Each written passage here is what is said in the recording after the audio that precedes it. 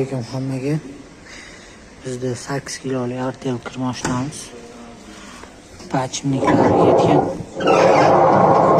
Pachimliklarni almashtirib, polni chiska qilib beramiz. Ketgandan keyin yana bitta video qilamiz. Artel kir mashinamizni ochib oldik. Pachimliklar polni suv qo'yib yuborgan, orqa tomonidan suv oqib ketgan.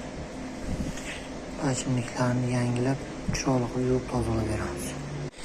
Artel kir mashinamiz barabarini ochib oldik. Pachimliklar to'kilib ketgan.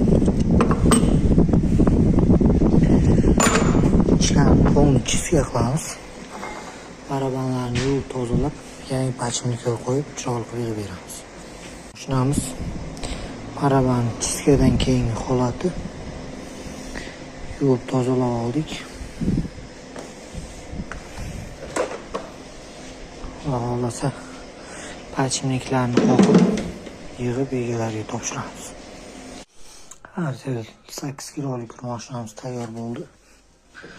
Kir mashinamiz ovozlari tiniq. Bunga qilib bergan ishlarimiz motor almashtirib, polnosti chiska bo'ldi.